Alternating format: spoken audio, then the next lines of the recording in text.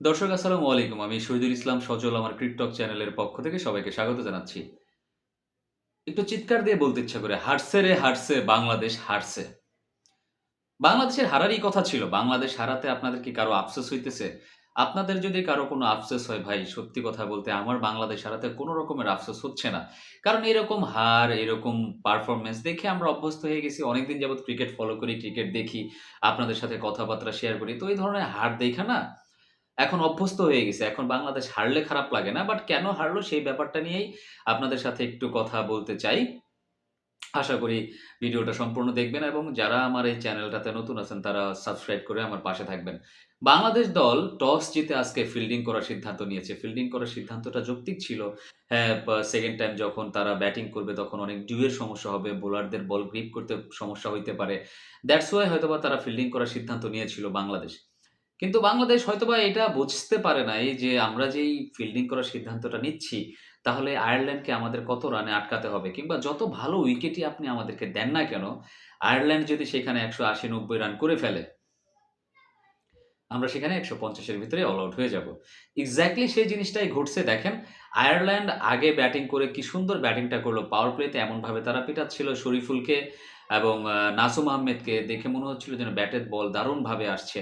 তারা কিন্তু সেই যৌক্তিকতাটা প্রমাণও করেছে। তারা ১ম ৩ ওভারেই কিন্তু প্রায় আপনার ৪০ এর কাছাকাছি রান নিয়ে ফেলেছিল। ৪ ওভারে প্রায় ৫০ এর কাছাকাছি রান ছিল এই আয়ারল্যান্ডের। কিন্তু বাংলাদেশ কিন্তু সেটা কোনোভাবেই করতে পারে নাই। বাংলাদেশ অ্যাকচুয়ালি ম্যাচটা হারছে কোথায়? বাংলাদেশ ম্যাচটা হারছে দেখেন পাওয়ার প্লেতে। পাওয়ার প্লেতে যখন পাওয়ার প্লে চলছে আমি একটা মোবাইল নাম্বারের কয়েকটা সংখ্যা বলি সেটা হচ্ছে ২-১-১-৬।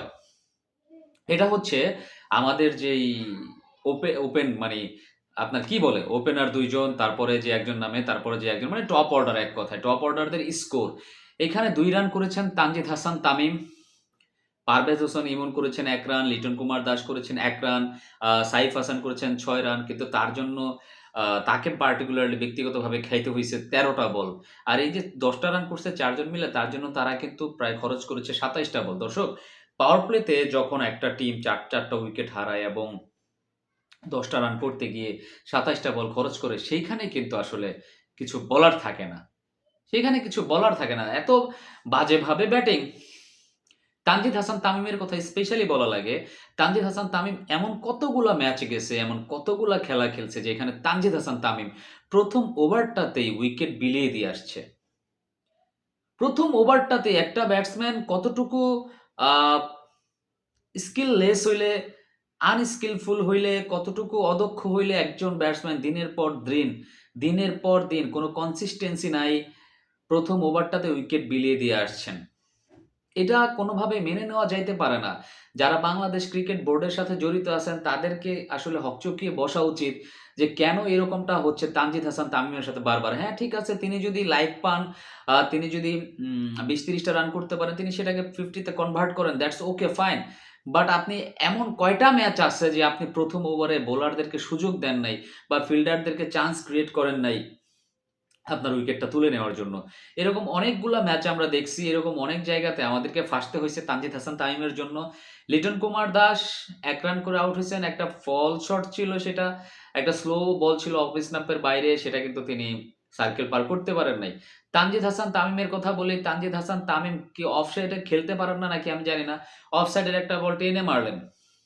মার্ক অ্যাডারের একটা বল টেনে মারলেন, আবারও সেই লেগ সাইডে ক্যাচ। মানে তারা আসলে ফান্দে পইড়া আউট হয়। তাদেরকে আউট করার জন্য পাতা লাগে না।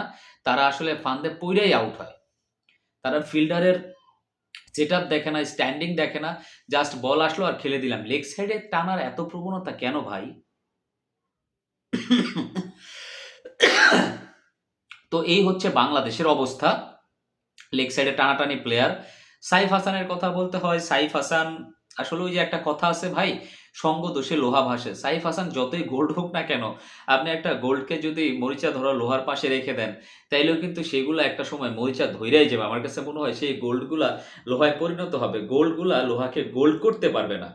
তো এই হচ্ছে আমাদের বাংলাদেশের বর্তমান সিচুয়েশন। দিন শেষে আজকে তাওহিদ হৃদয়কে নিয়ে অনেক কথাই বলা হয়। তাওহিদ হৃদয় কিন্তু আজকে ৫০ বলে ৮৩ রানের একটা যৌক্তিক ইনিংস খেলেছেন। তার সাথে চুইংগাম জাকিরও ২০ রানের একটা বিশাল বড় ইনিংস খেলেছেন। তো এই যে খেলাগুলো আসলে তাওহিদ হৃদয় শেষ পর্যন্ত যে লড়াইটা চালাইলেন, বাংলাদেশ শেষ পর্যন্ত 39 রানে হারলো। আসলে এই ম্যাচটা কিন্তু আমরা উইকেটের কারণে কিংবা আয়ারল্যান্ড যথেষ্ট ভালো বোলিং করেছে সেই কারণে, এর কোনো কারণ আমি দেখি না ভাই। এটা টোটালি দেখি হচ্ছে আমাদের বাংলাদেশের ক্রিকেট টিমের ব্যাটারদের ফল্ট। ব্যাটাররা যেই ধরনের ব্যাটিংটা করে, ওই যে বললাম না, আনস্কিলফুল, স্কিললেস, অদক্ষ কারিগর যারা আছেন, তাদেরকে দিয়ে যদি একটা টিম পরিচালনা করা হয় তাহলে সেই টিমের ১২ টা বাজতে ভাই বেশি সময় লাগে না। তো এই হচ্ছে আমার কথা। আমার তেমন কিছু বলার নাই বাংলাদেশ টিম নিয়ে। বাংলাদেশ টিম আজকে আ যোগ্য হিসাবেই হারছে। এবং আয়ারল্যান্ড টিম আজকে যোগ্য হিসেবেই ম্যাচটা উইন করছে। কারণ তারা ব্যাটিং এর সময় যথেষ্ট দুর্দান্ত ডেয়ারিং ব্যাটিং করেছে, ভালো ব্যাটিং করছে। আপনার হ্যারি টেক্টর, টিম টেক্টর, পল স্টার্লিংও ভালো সূচনা দিয়েছিলেন। তারা প্রত্যেকেই ভালো ব্যাটিংটা করেছেন এবং শেষে এসে হ্যামফ্রিজ ৪ টা উইকেট তুলে নিয়েছেন ৪ ওভার বল করে ১৩ টা রান দিয়ে। ওইদিকে আমাদের রিশাদ হোসেন এতদিন যাবৎ খেলছেন। এখনো পর্যন্ত দেখলাম না একটা ৪ ওভার বল করে ৫ টা ৬ টা রান দিয়ে ২-৩ টা উইকেট তুলে নিছেন। দেখলাম না। আমাদের ফিনিশিংটা সবসময় এত বেশি খারাপ হয়। তানজিদ হাসান তামিম ১ম ৩ টা ওভার এত ভালো করলেন, শেষের ওভারটাতে এসে ১৬-১৭ রান দিয়ে দিলেন। তারপরে কার কথা বলব ভাই? একমাত্র মুস্তাফিজ ছাড়া আমাদের আজকে বোলিংটা ওইভাবে ক্লিক করে নাই। আর ক্লিক করবেই বা কেন ভাই? চিটাগং এর পিচ তো আসলে not for bowler, that is totally for batsman. ব্যাটসম্যানদেরকেই যোগ্যতা দেখিয়ে ম্যাচটা উইন করতে হয়। তো এখন সামনে হচ্ছে টি-20 ওয়ার্ল্ড কাপ। বাংলাদেশ যদি নিজেদের ঘরের মাটিতেই ১৮০ রান, ১৮১ রান চেজ করে জিততে না পারে, কাদের এগেইনস্টে জিতবে? কই যেয়ে জিতবে ভাই? ওই যে বোলাররা ১৫০ এর নিচে আটকায় দিবে। আর সেইখানটাতে আপনারা গিয়ে জিতবেন। এখানে কি বোলারদের উপরে সবসময় ডিপেন্ড করা যায়? বলেন তো? দর্শক আপনার কি মনে হয়? আপনার ব্যক্তিগত মতামত, আপনার মূল্যবান মতামত আমার ভিডিওর কমেন্ট সেকশনে কমেন্টস করে জানাবেন। সবাই ভালো থাকবেন, সুস্থ থাকবেন। সালামু আলাইকুম।